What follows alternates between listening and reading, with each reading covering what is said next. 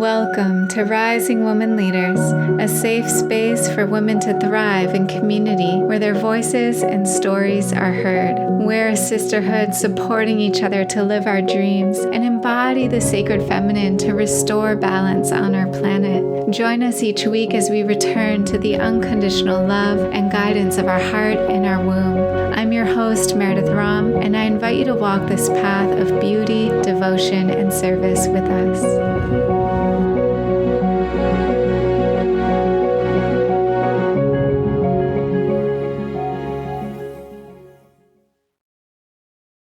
This podcast with Richard has been a long time coming. I'm so excited to share it with you today.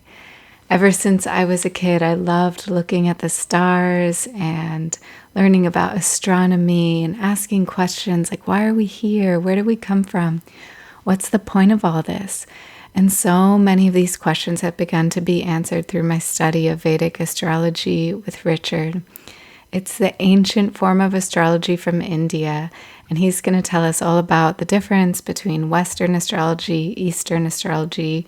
We usually have a different sign in Vedic or Eastern astrology, and it tends to be so accurate in terms of learning about our phases of life and some of our Dharma in this life. Our charts are literally a karmic printout of what we're here to do and learn and explore.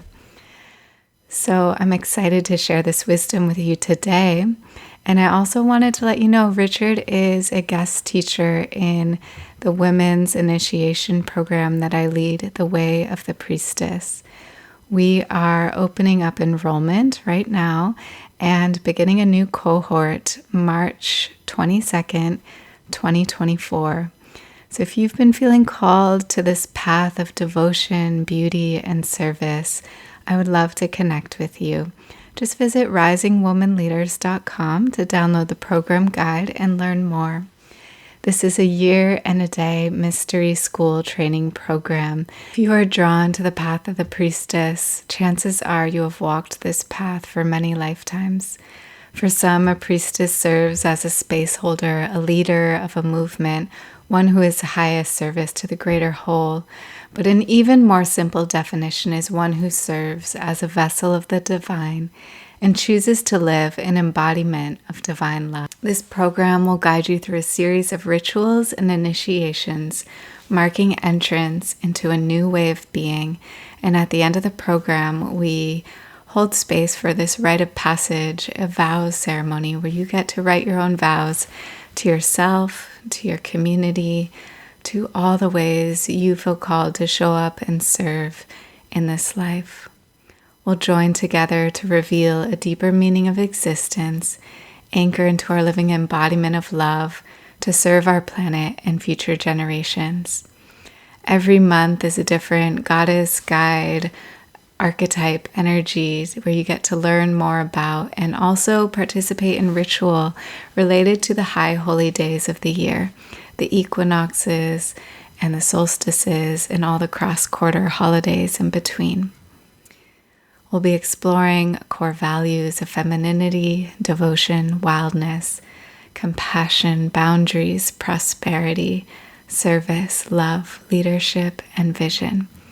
Each month includes the Priestess curriculum, twice monthly live sisterhood video calls, goddess wisdom and guided journeys, facilitation skills, high holy day wisdom, recommended reading, priestess rituals, a private WhatsApp group, an accountability sister, new and full moon wisdom, as well as guest teacher videos.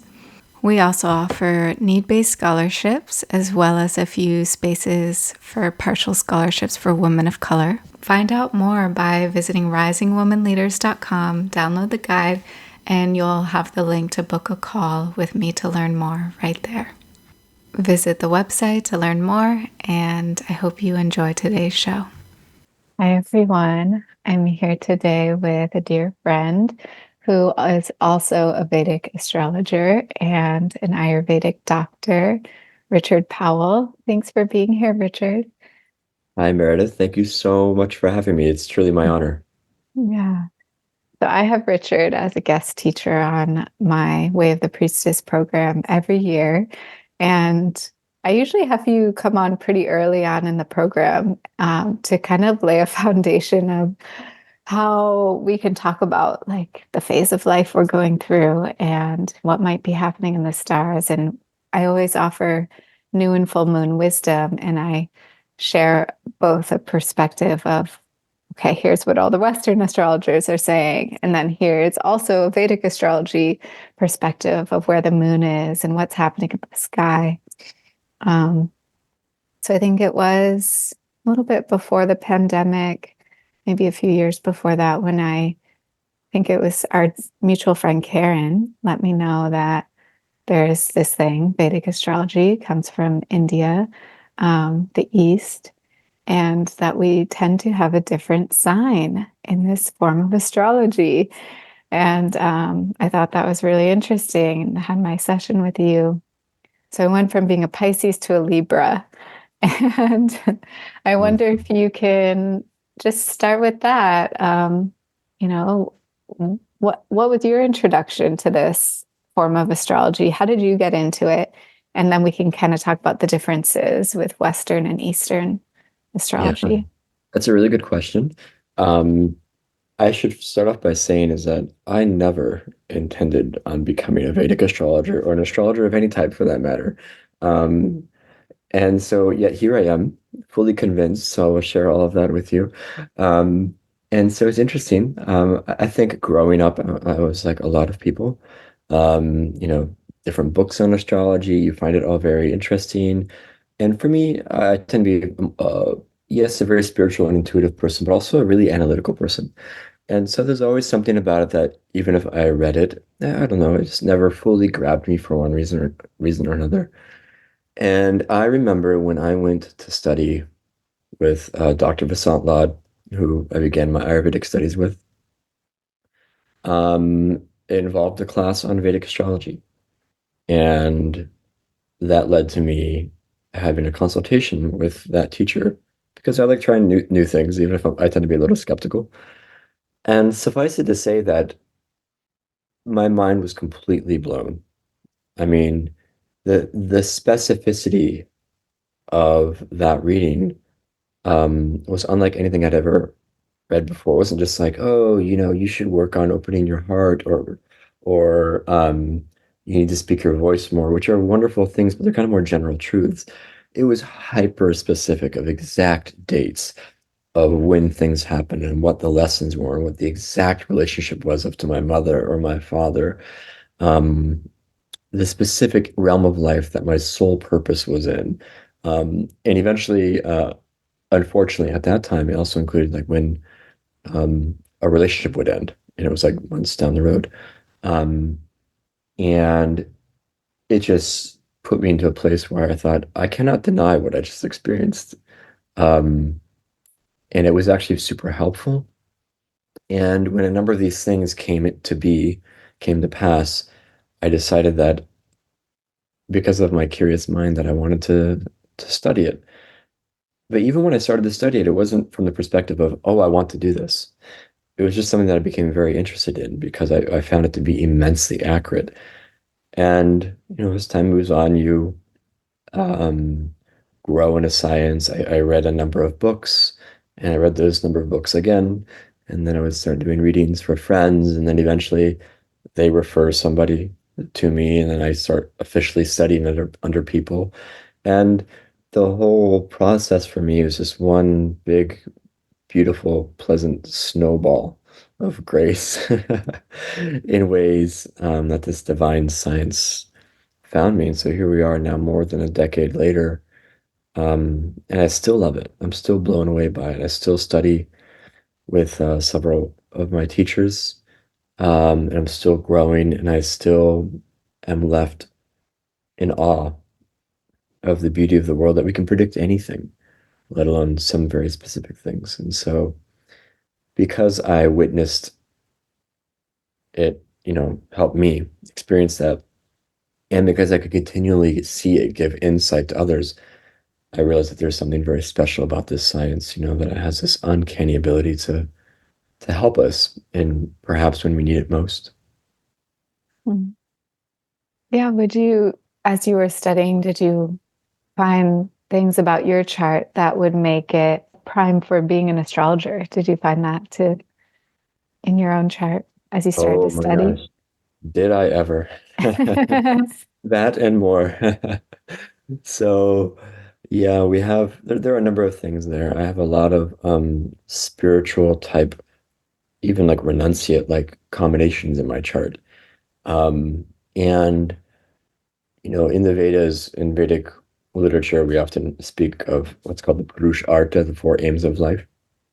And it sort of shows which area of life is your main focus. And for those listening who may not know them, some of these words you'll be familiar with. So Dharma is the first one.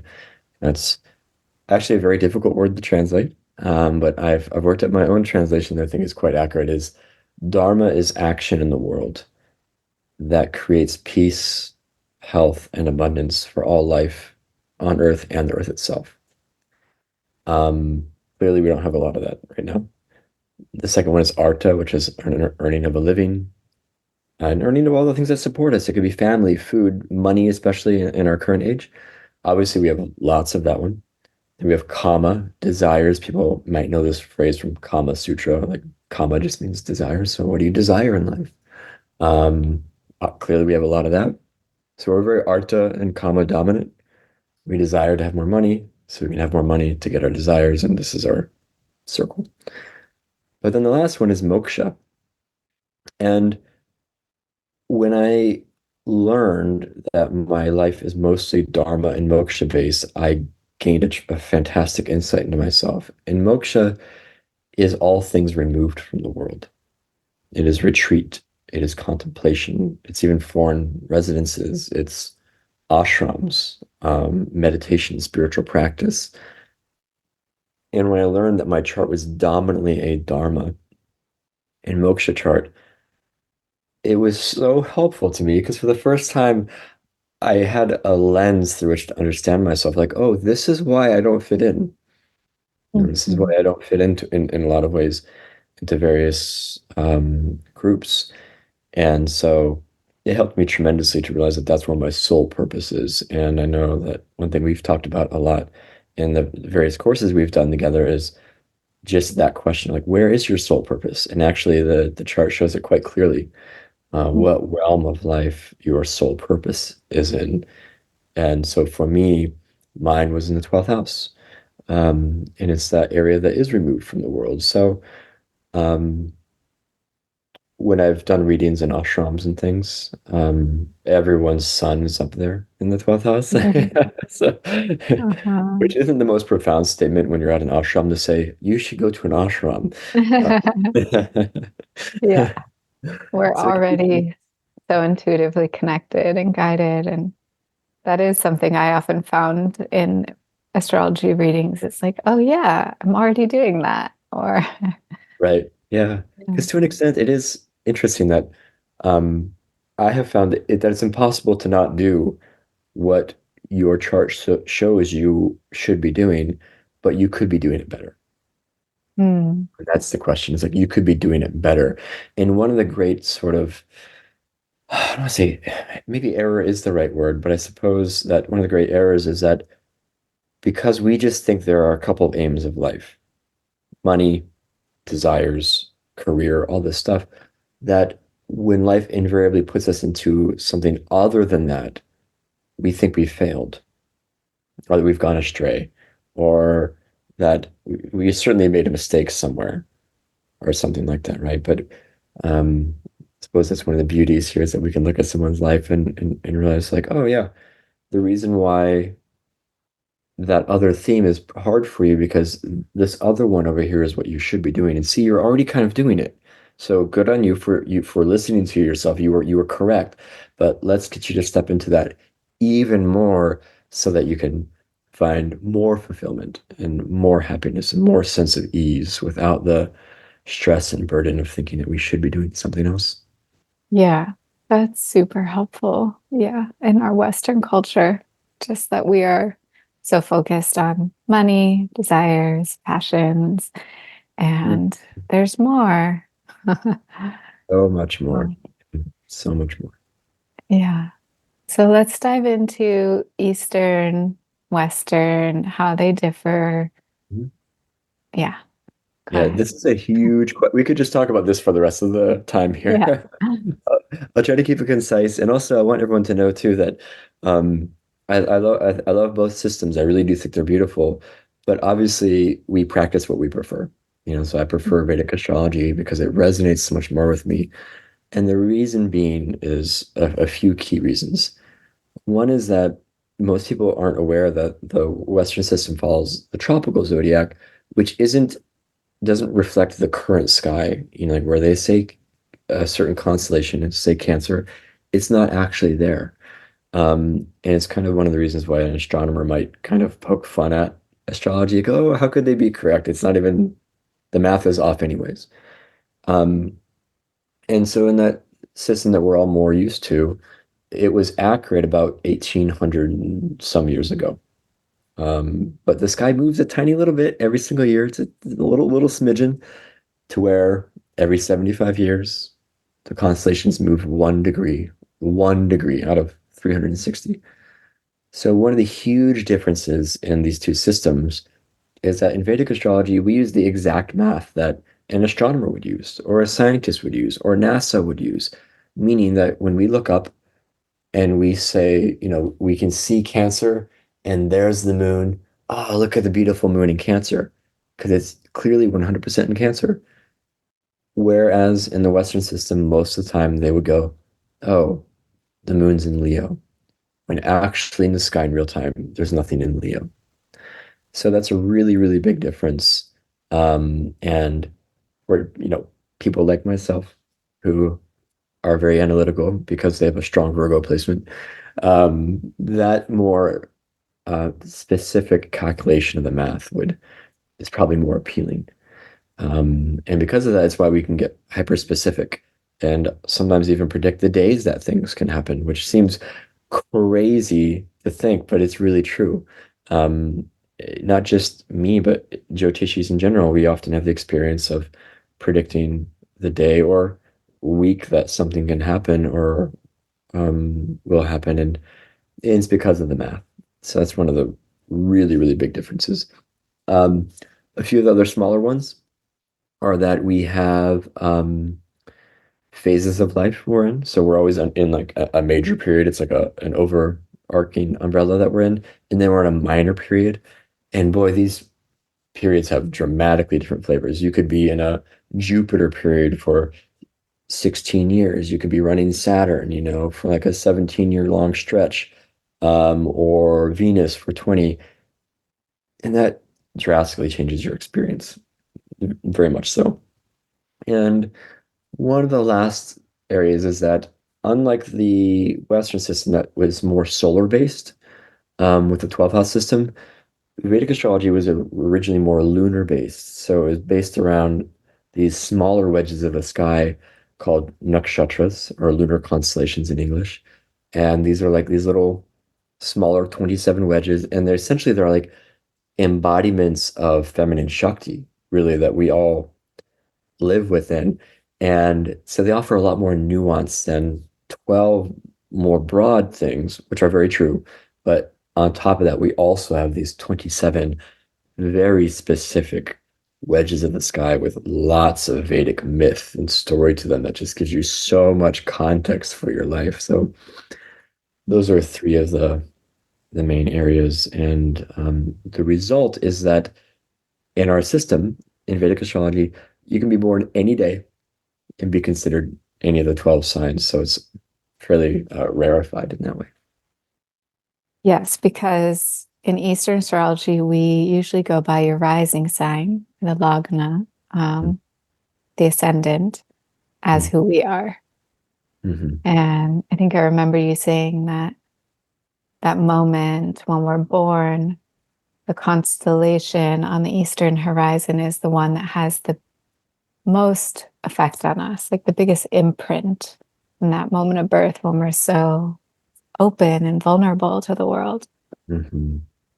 Yeah, I often like to say it was the constellation that was being born as you were being born. Yeah.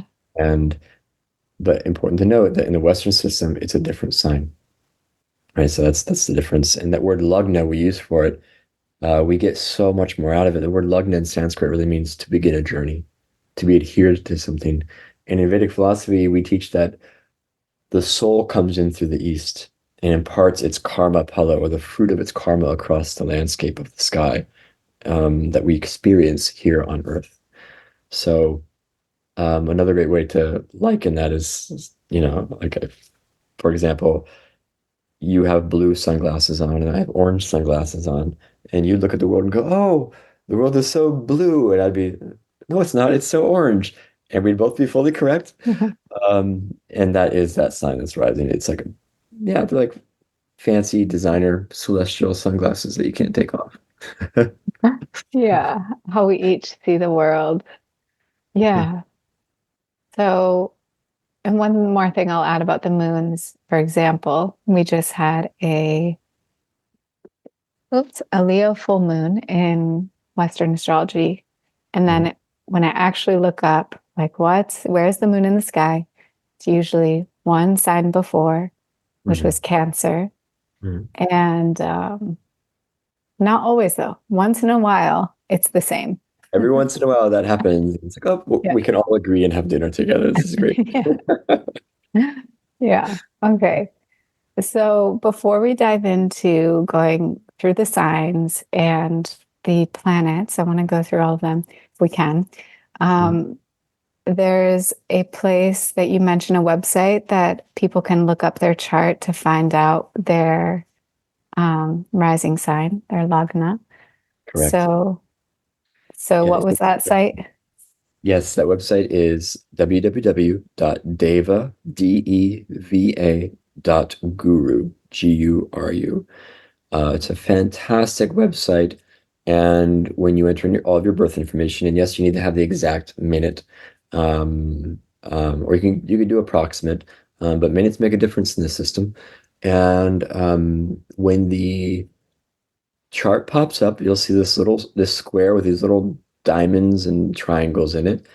And there's a lot there to discuss, but the simple thing is that there'll be a diamond in the top center. And in the bottom of that diamond, there'll be a number 1 through 12. And that number 1 through 12 correlates to the constellations Aries through Pisces. And we would say that that is your lugna, or quote, that's the sign you are. Now, it's not so simple as to say that's the only thing about you, but that's the foundation. There are other layers that come into.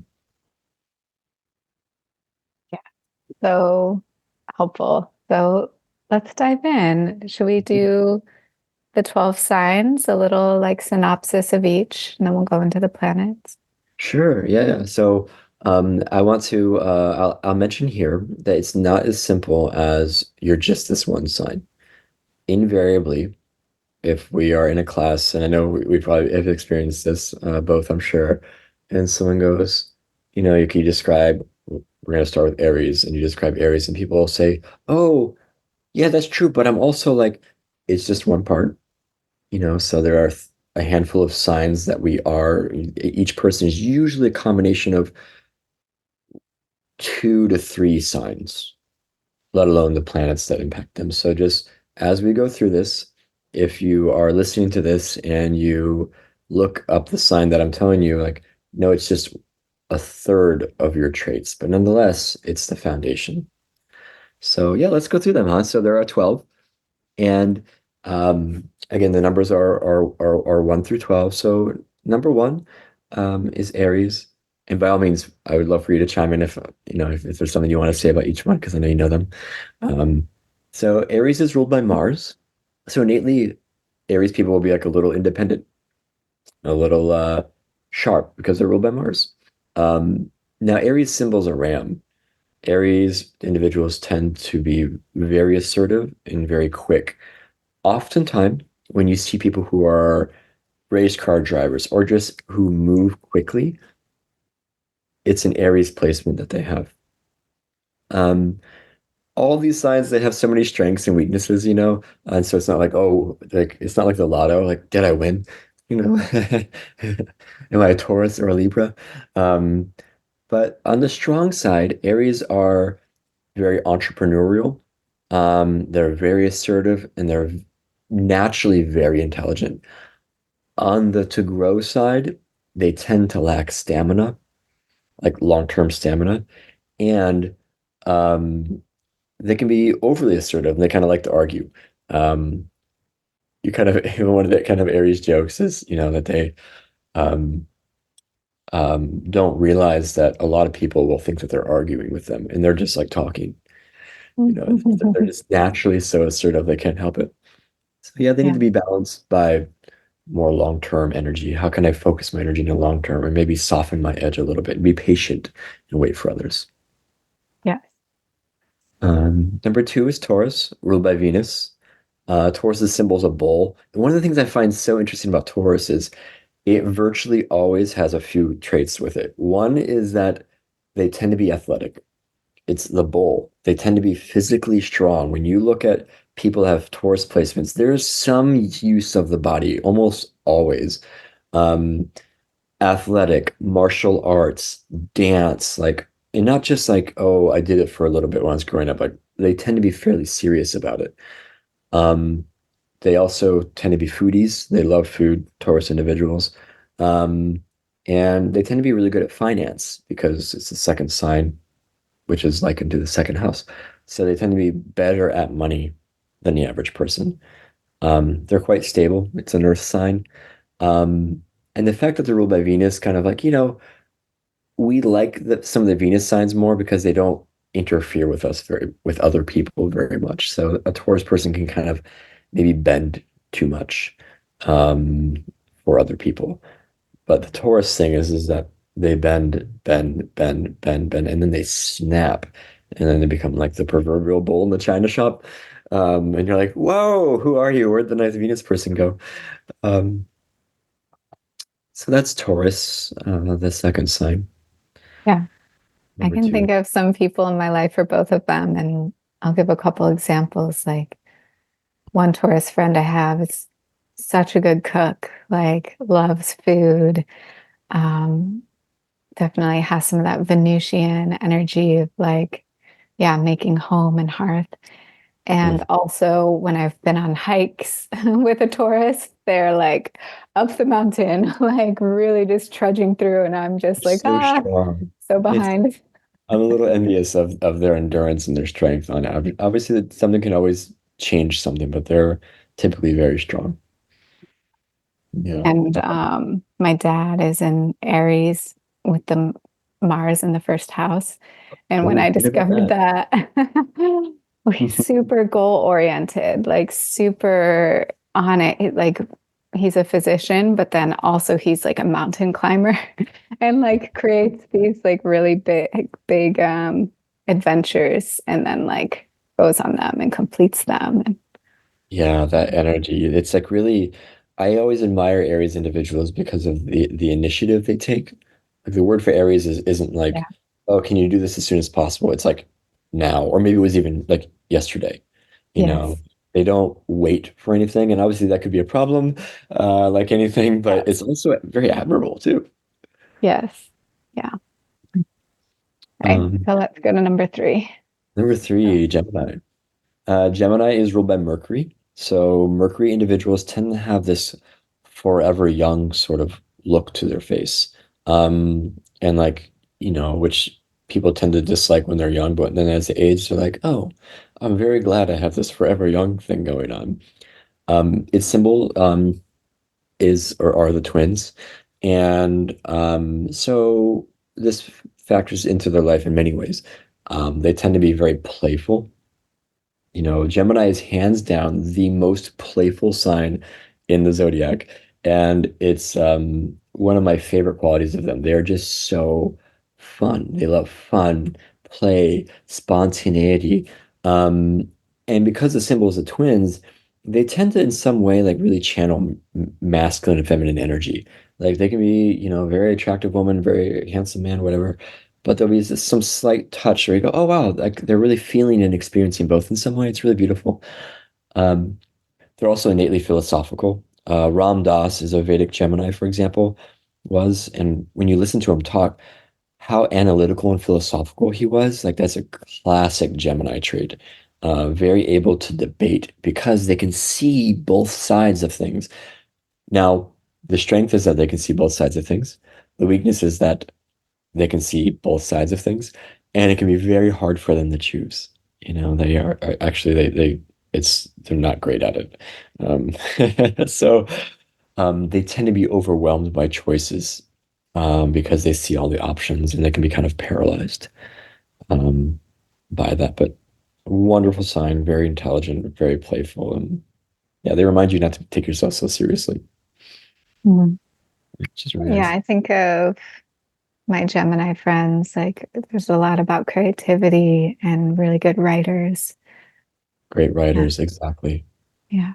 And it's interesting because for the Gemini in the Vedas, um, it's fascinating because they tend to be very good at those sorts of things and even amazing artists. I have one good friend who realized sort of unknowingly that in college she was a fantastic painter. And her first painting sold for thousands of dollars, like this Baroque style painting. But for other reasons in the chart, the art tends not to work out for them in the long run. Even though they're really good at it, they tend to not do it. It's sort of interesting. Um, but very wonderful sign. An air sign, as one might suggest. They can be very dual-minded.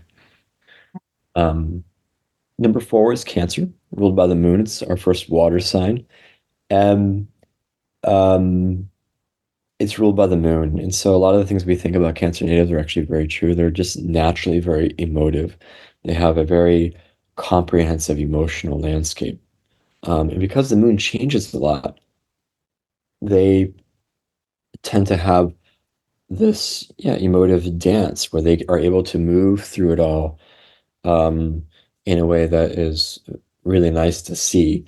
Um, because the moon is the mother and is very nurturing, Cancer natives tend to either go into healing sort of arts or it could be art in general. Like they tend to do very well in arts or film or music because of just the way the moon is so gorgeous, right? We look at the moon when it goes outside. There's something very captivating about it. And because of that, they work very well with the public. Cancer natives work wonderfully with the public. And if there's a side for them to work on, it's like, boy, they can be sensitive. They can be very sensitive. They Mhm. feel so much, and then they react is the thing because they're feeling so much. So the Cancer native is really best advised to, yeah, find rhythm in their life and groundedness so that their intellect remains in charge, so that their emotions don't overrun who they are. So this is my husband is a Cancer. So Oh, yeah, I that's think, right. yeah, very charismatic, great Mhm. at making friends and being social, and also just emotional waves, ups and downs. And so just giving it space when those emotions come up and yeah, being able to tend to them. They're there. Exactly. People Yeah. love Cancer natives. They really do. One of my younger brothers is a Cancer native. And yeah, I think we're all nice and likable and stuff. I come from a family of four boys. But there's something undeniable. Like you can just see people like him. And he was one of those people growing up that he didn't even realize he was attractive. Like you see girls just like eyeing him and looking at him and he is like so clueless. Oh. Oh. Um, Number five is Leo. Leo's ruled by the sun. It's the only sign ruled by the sun. So for this reason, the sun often gets the description of being regal, like royal. Like the moon gets that actually too, in ways as well, because it's the only one ruled by the moon, Cancer. Leo is funny because we often hear people say, "Oh, the sun as a planet, blah blah blah blah blah," and right there we've actually made a huge mistake because the sun it is not a planet; it's a star. The planets move around it and not the other way around. So Leo natives really tend to embody this, honestly. They are natural leaders. They naturally have sort of a regal quality about them that puts them in charge, management, founding things, and some ability to be seen, like um, it's astounding because, you go outside and unless you live in Vermont in the wintertime, you're not like, oh, where's the sun? It's like, there's the sun. You know clearly where it is.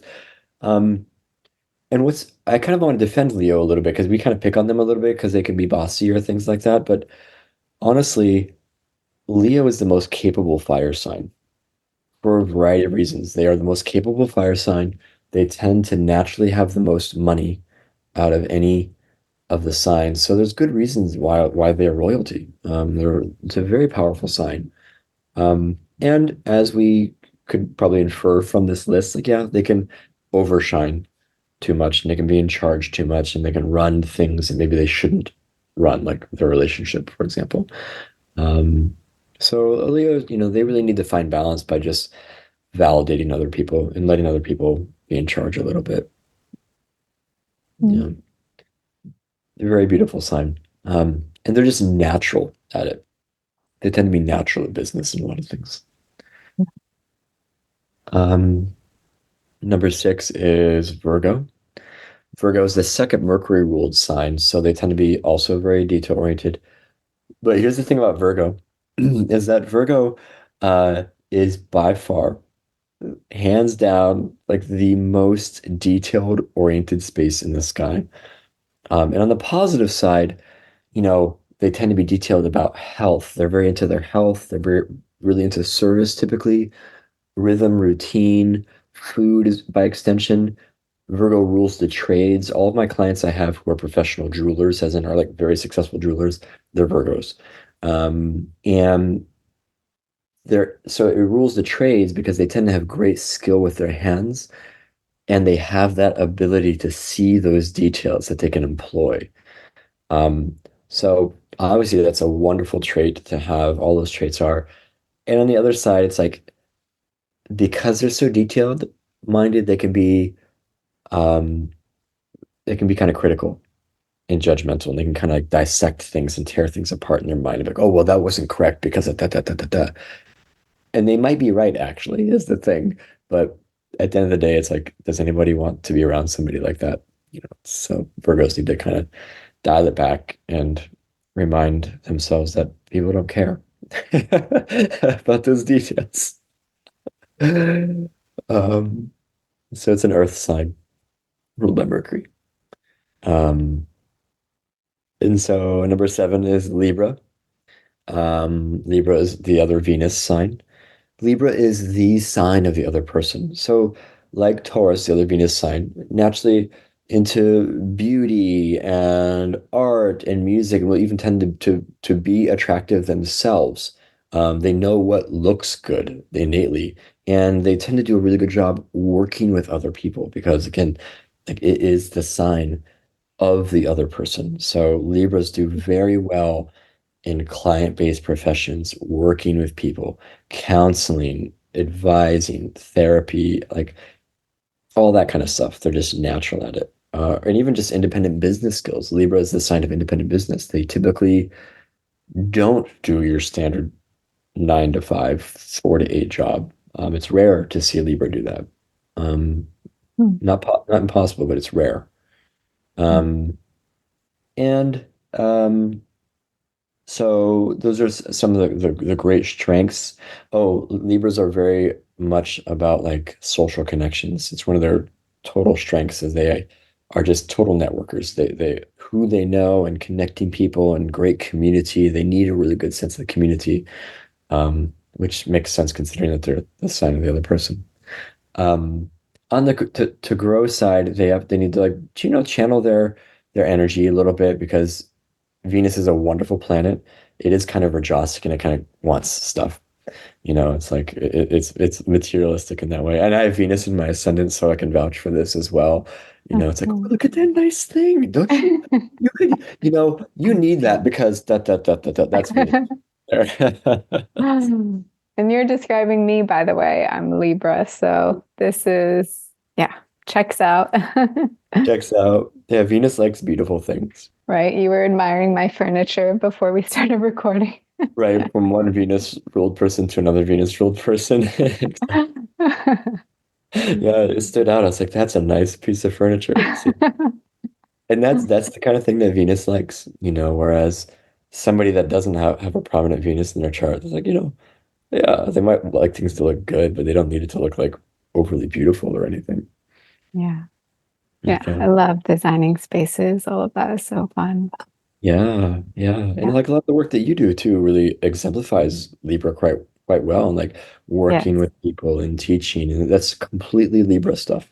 Yeah. Entrepreneurial. Never really had a 9 to 5 job. So Yeah. just kind of went straight into freelance and then yoga teaching and coaching. Yeah. And that Yeah. yoga teaching thing is interesting because one of my teachers I studied under is a Libra. And there tends to be this diving into the depth part of it too in the Libra chart because for those who know, like Taurus, Venus's other sign rules the eighth house. So they dive into that quite a bit, like the secrets, not in the same way that a Scorpio would, but they get there a little bit for sure. Yeah. It's really powerful. Um, so that's Libra.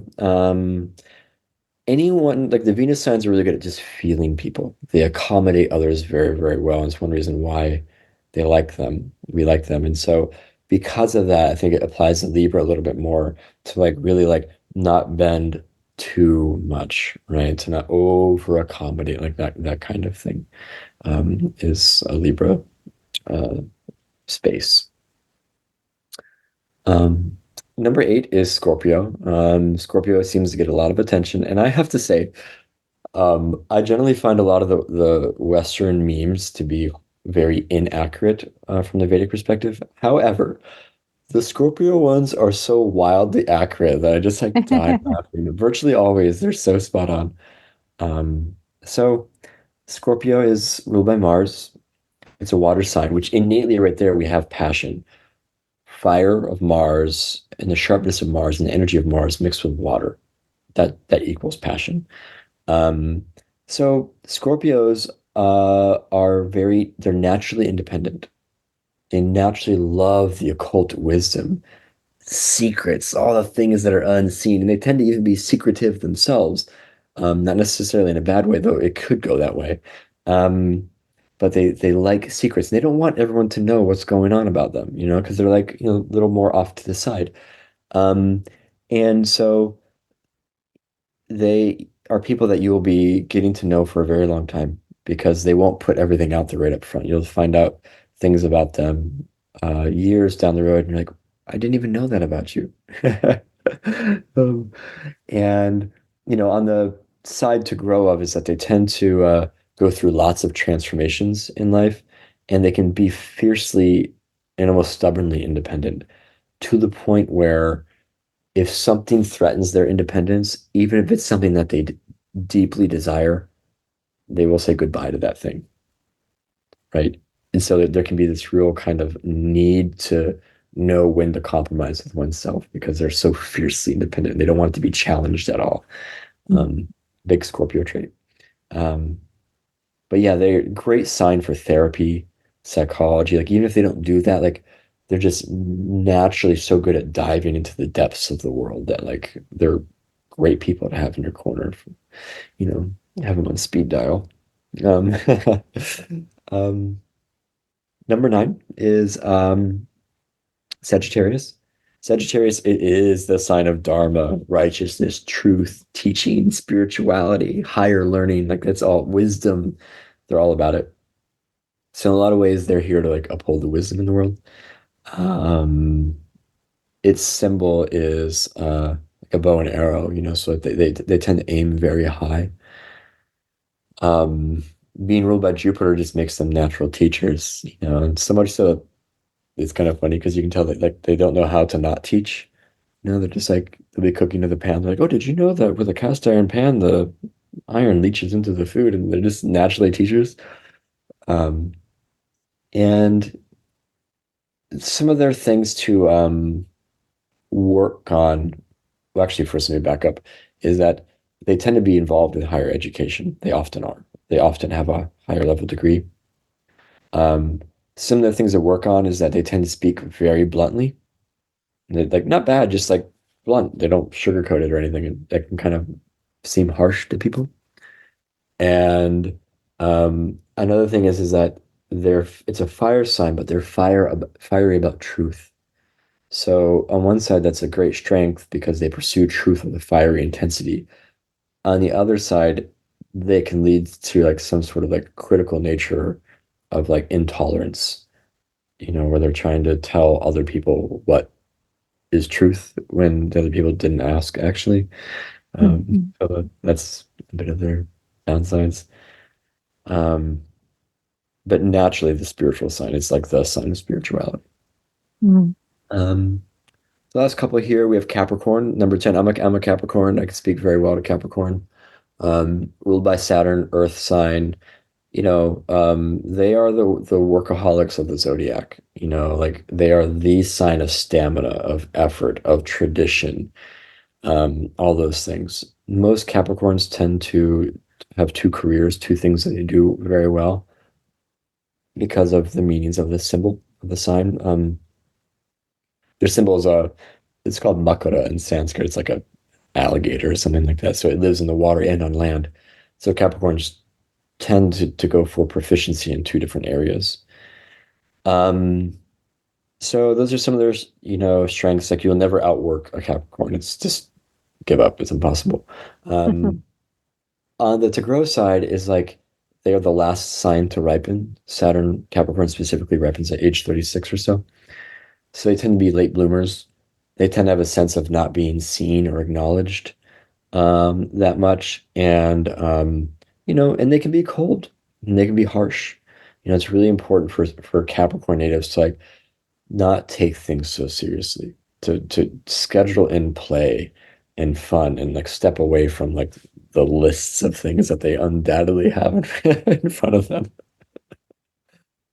Um, but it's a great sign. They tend to be tall and slender, like Barack Obama, for example, is a Vedic Capricorn. He exemplifies it very well. Yeah. And yeah, the last couple here, so we have Aquarius, also ruled by Saturn. But Aquarius is fascinating because it's the 11th sign, which invokes the 11th house of friends and community being social, but they're ruled by Saturn, which is the distant cold planet. So right here, this is why Aquarius natives, they are super eclectic. They're just into like the wildest things that any one of which is fine, but you would never dream would possibly ever go together. You Mm. know, I know people in some of my community that who have Aquarius placements or are Aquarians, and you will just never be able to put them into a box. Like, you know, I remember one of my friends who studied Ayurveda very intensely, like very far with his studies. And then also, I found out like I didn't even know he's like, also studies like this very rare, like lesser known form of like African shamanism, as well as many other things. And it's just like, again, there is no box, and that's their beauty. Um, on the challenging side, their lives tend to have a lot of rises and falls, and they need to like really plan for stability through the feast and famine. And and it is a bit of a challenge to like fit all those really, really unique things into one person. So, if they're like a chiropractor, for example, they're not just doing regular chiropractic. They're bringing all kinds of energy work and other healing modalities, and like the sky's the limit for what they can contain because the symbol's a pot that holds things. So it really harkens to like holding knowledge, gathering wisdom. Um, Last but not least, we have Pisces. Um, and like you said in the Western system, you were a Pisces, but for other reasons that I think you channel some of that energy. Um, the Pisces it's like the sign of intuition, of motivation, healing, retreat, foreign countries. Clients of mine I have who are, for example, shamans who've been studying lineages for a long time.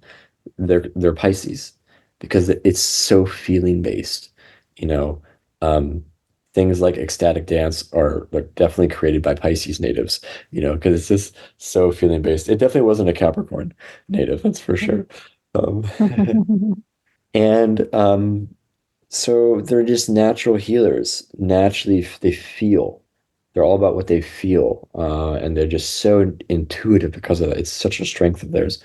And then this other side of Pisces is like because they're so governed by motivation, they really need to focus on one thing, because like it's like, okay, the grand idea and the motivation and feeling is so beautiful, but what's the plan? Like how do you get there? Like what's your method? Um, so I have a number of like really close Pisces friends, and it's fun watching those dynamics play out. Yeah, ruled by Jupiter, also great teachers, very wise sign.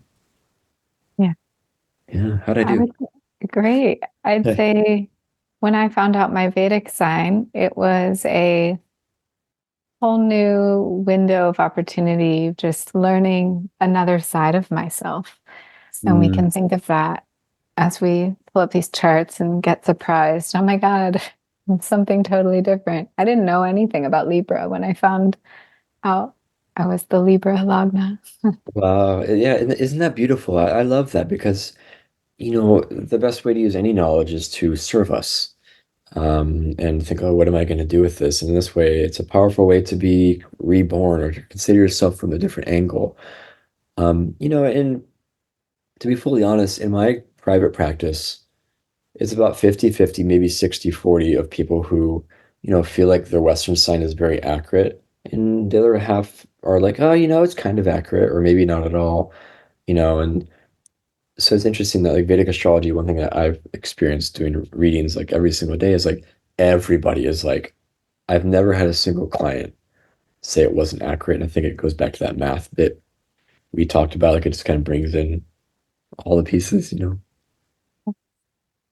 Mm. So I wanted to touch on phases of life. This is such a cool part of Vedic astrology and has helped me a lot, especially being in this K2 phase. And I believe you're in Rahu phase, right? So One more year. One one more year. more year. And it's like Congrats. 16 or 17 years. I'm ready. Wow. I'm in my last, I think, 4 more months of K2 out of 7 years. It's Okay. been a journey.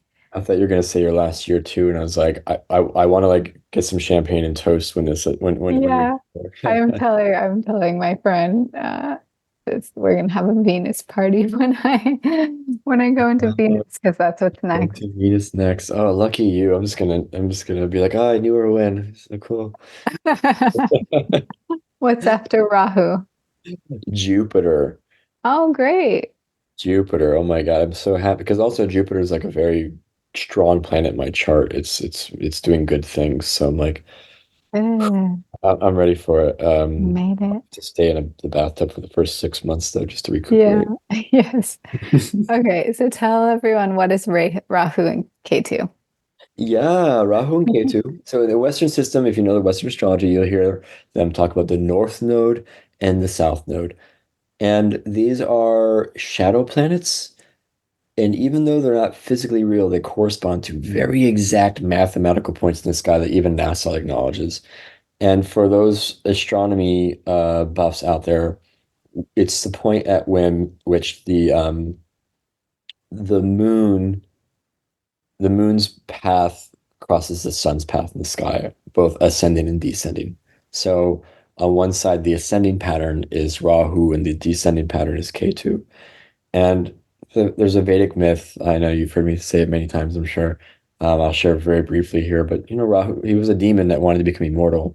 And there's this elixir of immortality, and everybody wanted it, and the demons got distracted, but he was too smart, and he figured it out because he's so smart and powerful, and dressed up like a god, and he's next. And he has the vial of elixir in his hand, and right at the last moment, he's about ready to drink it, and the sun and moon see through his disguise. They tell Vishnu. Vishnu throws his discus. Right as a drop of the elixir touches his tongue, poof, his head gets cut off. So, oh, poor Rahu. He's immediately cut in two. The head is Rahu, the tail is Ketu. Um, we all have these planets somewhere in our chart. There are many ways to interpret them, but they're confusing sometimes because they're kind of like ambiguous and cloudy, and you can't fully see yourself when you're running one of these phases. So when people are in them, like good things still happen, but they have very unique flavors that can be, a little challenging to channel. It takes a little bit of time to learn how to channel them because they're outsider planets. They have a lot of like outsider type energy. Like you tend to feel like you don't fit in when you're in those phases. Yes. And Yeah. even just like mental health challenges can come up in these Yes. phases, because they are so different than the conventional mainstream path. Hmm. Um, so I'll share a little bit about this past 7 years of being in K2. I started my podcast before I started it. I actually wrote my book, started my business, started my podcast all in a Mercury phase.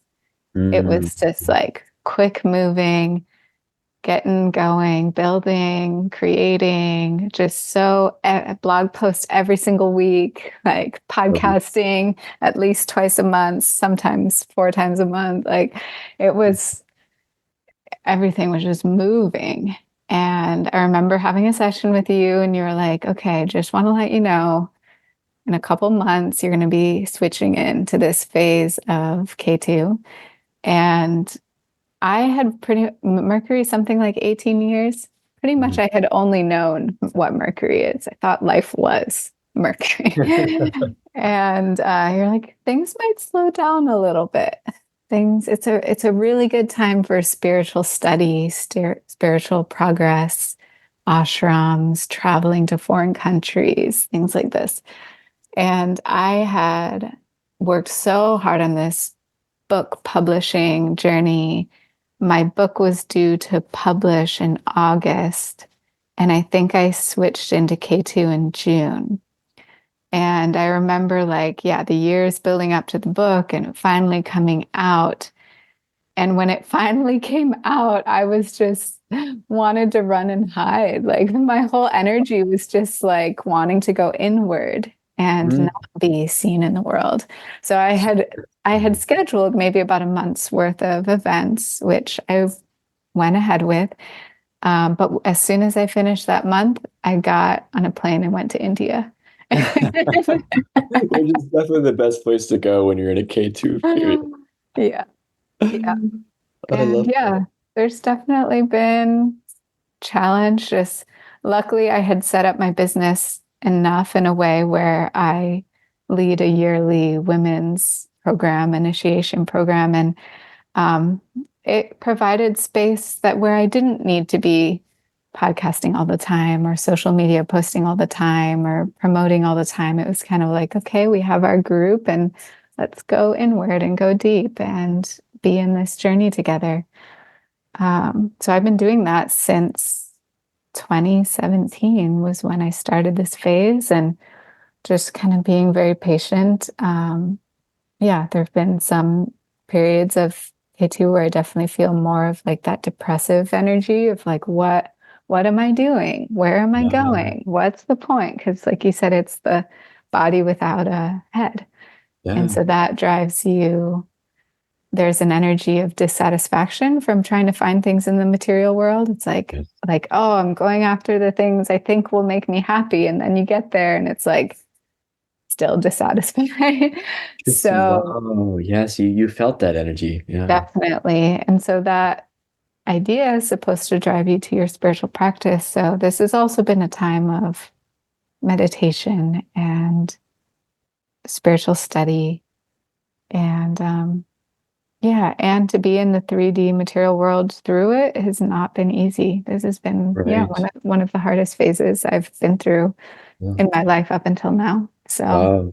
Thank you for that's sharing that. And that's what I often see, is because again, there are actually four aims of life, and K2 is clearly like that more retreat-based one, the moksha we call it. And that's one of the great challenges. And I spend a lot of time consulting people on this exact theme because even if we don't go through the Rahu or the K2 major periods, we could be in Jupiter or Venus or Mercury well, you're gonna at least go through the minor period of those things that are they're much shorter, but there's gonna be a year or two where you will experience these energies. And we just don't give people the tools, and we're all guaranteed to experience these phases. So then we kind of feel, I think that just adds to some of those the negative sides of that energy because we don't equip people on how to deal with it because we have this very superficial image of what the world is. And so then when we have those feelings of feeling detached or uncertain or retreat or whatever it is, and then we think it's us. Like, oh, what did I do? And it's like, no, no, no, no. This is a natural part of life that you are supposed to experience it. You aren't at all to blame. Our greater world is not to blame, but is the result of that harder feeling because we aren't incorporating it enough. And like you just said, those feelings you've expressed are I see very commonly because to be honest, there are probably like four or five reasons why or phases people tend to be in when they find me. Mm. Yes, I navigate people a lot on like when money will start coming or what's their sole purpose or when could they buy property and when would they sell property or have children, partner, all this stuff, love language. That's one of my favorite things. I love all these things are powerful. Um, but when people run a K2 phase or a Rahu phase or a Saturn phase, like disproportionately a large number of my clients are in those phases. So tell us about Rahu. What is the last, 15 years or so been like? Oh yeah. Oh, you want to hear? Oh, this is great. Rahu for me, it's been interesting because it was one of the things that really first got my interest about Vedic astrology because Rahu is just wild. It's kind of unpredictable, and lots of great things can happen too. Rahu's very goal oriented. It's all about revolution and rebirth, and those are powerful, powerful things. But I always describe Rahu as a sharp double-edged sword. It has phenomenal ability, maybe more than any other planet, actually. But they say you can't fully see yourself, and life tends to kind of like change in the blink of an eye. One of my teachers said something very beautiful that I always remember. And she said that Rahu creates and then destroys realities overnight. It's like I can't wait to. I have to use this uh, example of like I can't wait to go to Hawaii to study Lomi Lomi massage. It's like very Rahuvian, interesting thing, and I'm gonna go. I can't wait. I've been planning for it for months, and then at the last minute, you go to Maine. Nothing wrong with Maine. It's just drastically different, and it keeps you on your toes. You're always trying to assess what the next thing is. And it has K2 has this too, Rahu has it even more. This sense like there's like this itch you can't scratch, and it makes you feel like very impulsive. Like, I'm doing this. Oh no, that changed. Now I'm doing this. Oh no, that changed. Now this. And that's just its MO. It doesn't stop doing that, until you leave that phase. So this Jyotishi over here is ready for that Mhm. change. Yeah. Um, Lots of good things in there too. It's never Yeah. as simple as good or bad, of course. Yeah. Any other specific examples of like a positive and a negative thing that you notice like, from this phase in your Yeah. life? Let's see. On the negative, it just is. It's an outsider period. You just won't dovetail with systems and things unless it's something that can embody it. Like, for example, like you mentioned, I'm an Ayurvedic doctor and a Jyotishi. All of these things I've studied in Rahu, every Yeah. single one of them. I mean, yeah, I started doing yoga when I was 16 and have been doing Vedic sciences and healing in one sense or another my entire life. But when I went to go to school, I didn't finish because Rahu, even if you have good education combos, which is another thing you can see in a chart, what you should study and probably where, um, and you're in Rahu, you probably won't finish. It tends to interrupt education almost always. Um, Now, that could be a challenge, but it's also a blessing because you will definitely walk your own path. It's such a revolutionary planet that you're not going to um, make it do anything just basic and traditional in that regard. So that's where that double-edged sword meaning comes in because it takes a while to harness it. Um, Again, it's not that we can't, it's just we don't have those tools typically. So I love it when I can look at, I mean, anyone's chart really. I can see what phase they're in, like, oh, they've, we need to talk about some things. I think they're going to get a lot of help from this. It's going to bring a lot of clarity. And it's just one of my absolute favorite things, like just telling people it's okay. Where what you're doing is okay. And not only okay, it's great. Let's refine it a little bit. This is the purpose. You're not lost or anything.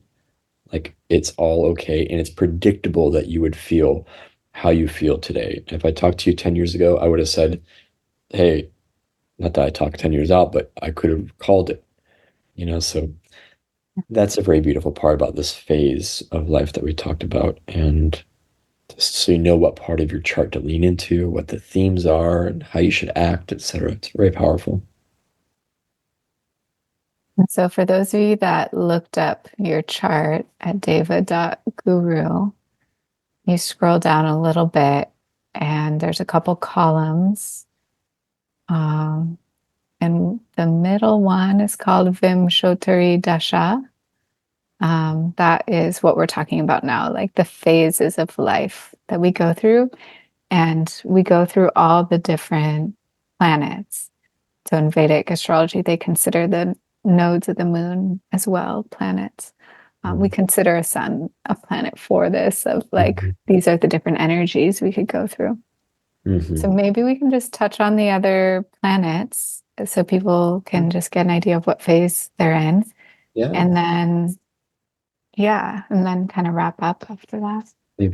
I think the phases are really interesting. So Vimshotri means 120 in Sanskrit. When all the planets, they have different phases of different lengths, but when you put them all together in a circle, it's a 120-year circle. Now, and they're always in the same order, but you are born somewhere in that circle. So it's like, oh, you begin your journey in Saturn, or halfway through Saturn, or at the end of Saturn, or in Venus, the beginning of Venus, the end of Venus, or in Rahu, and then it proceeds from there. And this part has so much to offer us. It's why we get so good at timing things. Um, and so yeah, they're all very unique. So we talked about Rahu and Ketu, obviously. Um, Let me just go through them. So Sun is a Pitta planet, so a little more fiery based. It's the significator of father, so there tend to be lessons with father happening. Sun also signifies the bones, so oftentimes when people are in sun phases, it might be like, oh, I worked on my teeth more, or um, if it's in a bad space, it could be a broken bone or something. Um, but it has a lot to do with like soul purpose. Like, what's my soul purpose? Um, where am I applying myself in that regard? Next comes Moon. Moon is the mother, the mind. Again, like we said before, it's very social, very nurturing. So it's a public planet. So when people are running the moon, they tend to be more into their friends, more into social realms. Depending on the moon, they could bring like urinary issues actually. A lot of times when people are experiencing like incontinence, for example, it tends to be because of their running the moon phase, specifically a new moon.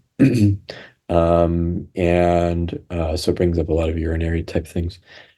Um, but again, artistic, social, all these very beautiful things. And it's also more sensitive, emotional time. Even if you're not a moon person, when you're in the moon phase, it's more passionate, it's more emotional, um, themes of mother pop up, when you're in the moon phase. Um, for example, it could be like, oh, when someone's raised in the moon phase of their life, well, that maybe they were raised by their mother, or a lot of their lessons had to do with their mother. Same is true for the sun phase and father. Um, Mars, people will experience more independence, bursts of energy. Mars in the chart symbolizes where your energy goes, like where do you put your energy?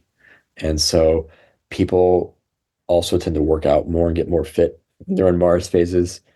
The same is true when Mars goes through ascendant for 2 months. That's like one reason why we see people like work out really well for 2 months and then stop. It's just Mars. Um, and Mercury is next, and Mercury is a very, like you alluded earlier, Mercury is a very fast-moving planet. Um, it tends to rule communication and writing, education. It's involved with education quite a bit. So it could be when people are running Mercury that they feel like life is on a treadmill. It's moving fast. They're writing. They're working on communication. They're in education, teaching, maybe all these things.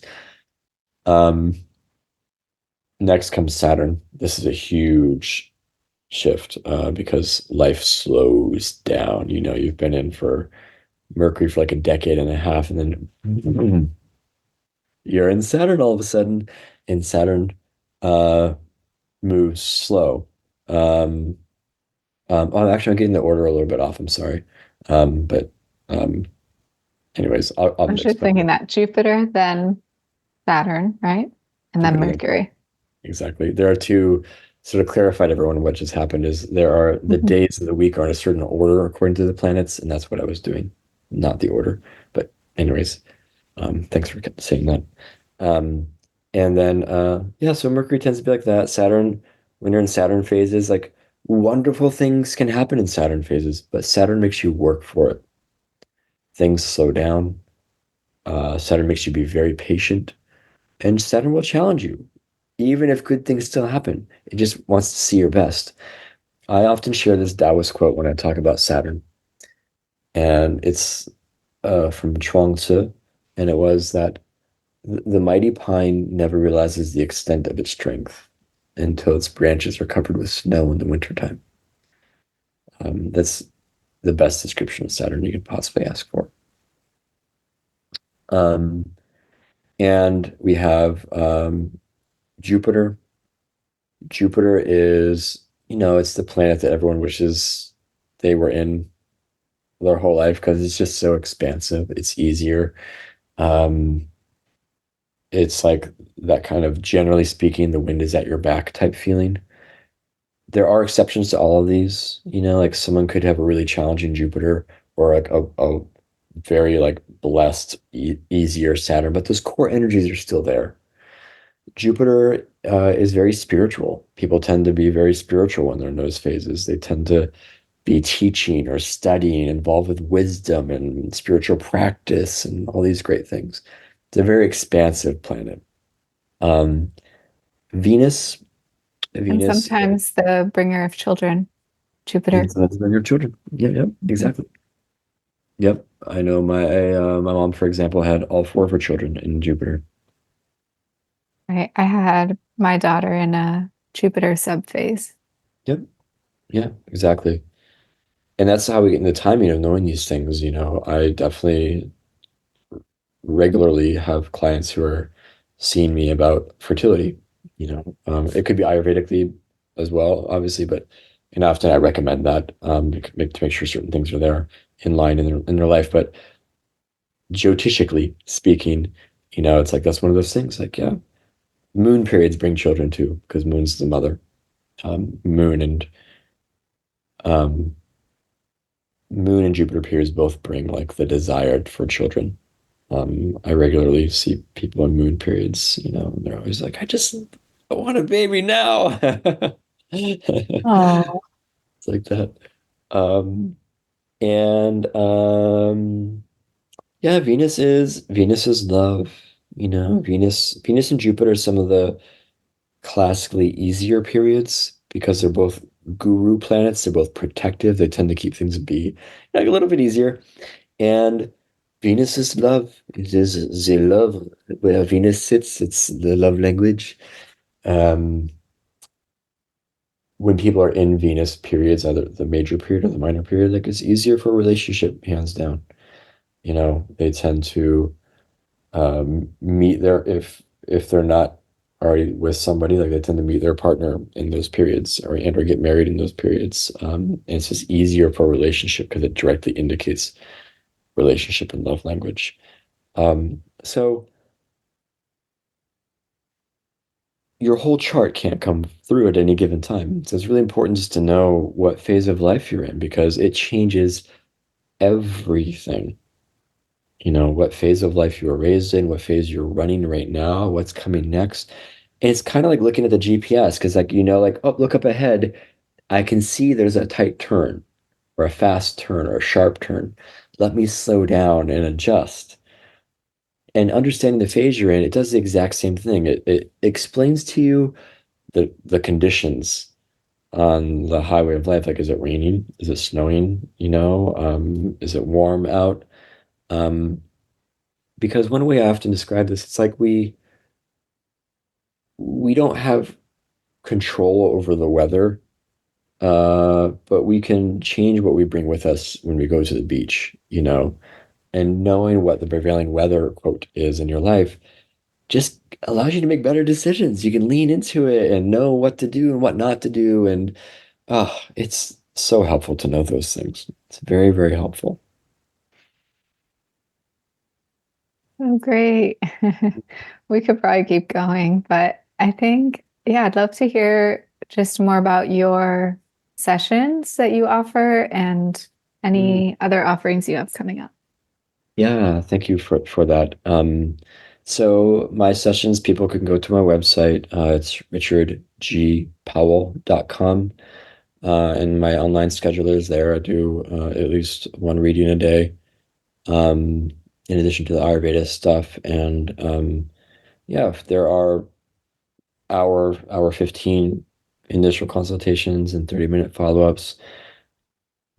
And, just speaking to people who are out there, like if you're in a hard time right now and you're feeling like life doesn't make sense, that's the time when you need it the most because it does make sense. Just we're not using the right lens, and Jyotisha gives that lens, and it's so helpful. So I do readings, online via Zoom, which is just such a wonderful thing. Just like this, like we're able to meet, and I've like a lot of us who work on Zoom, we have clients all over the place. It's so beautiful to have that.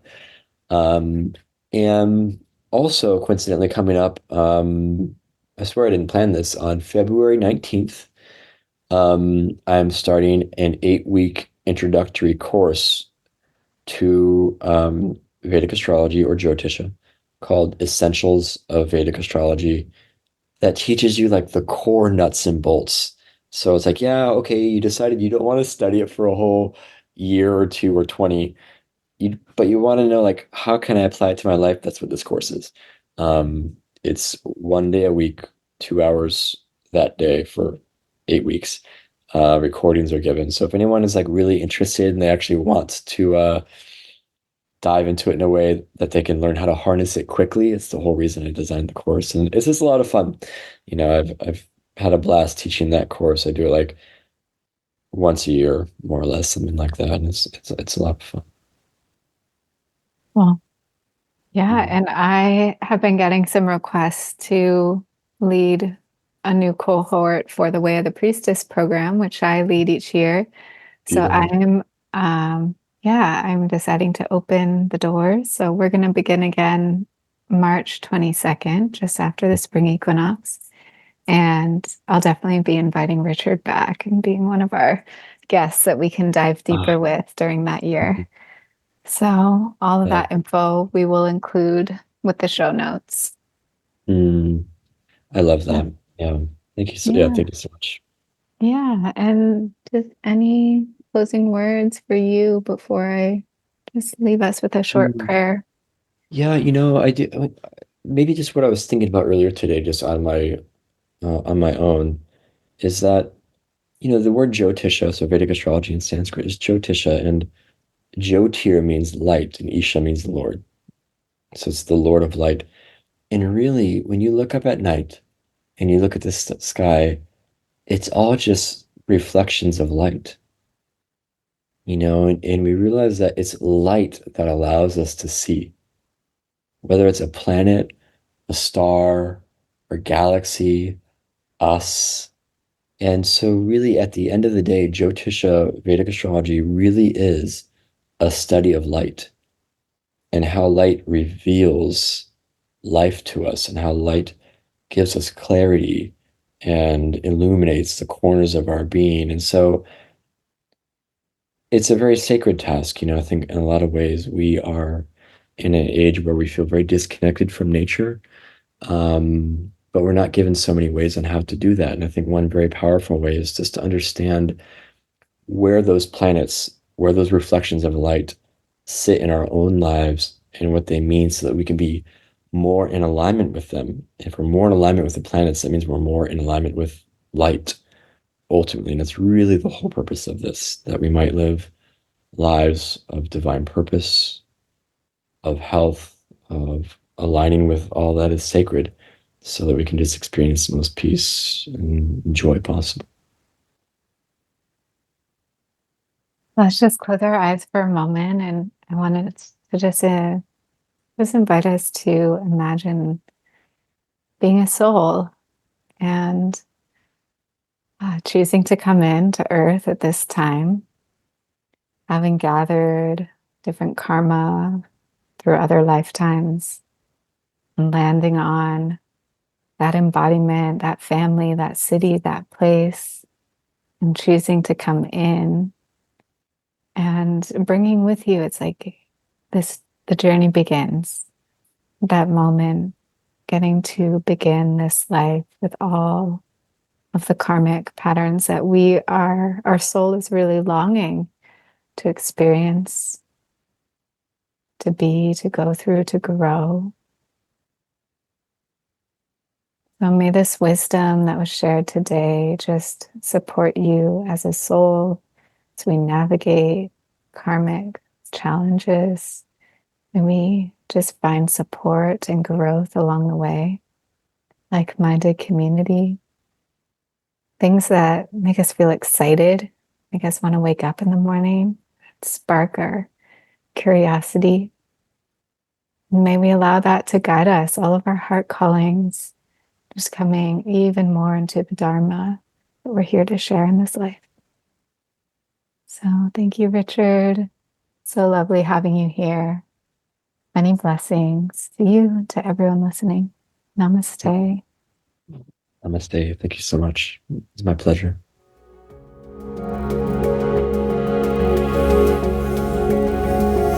Thanks so much for taking the time to listen to this episode. If you liked it, share it with a friend or leave us a review on iTunes. You can also follow along on Instagram at Meredith Ram and sign up for email updates at risingwomanleaders.com to be sure to receive all the new and inspiring content. Thanks again for being here. It's an honor to walk this path with you.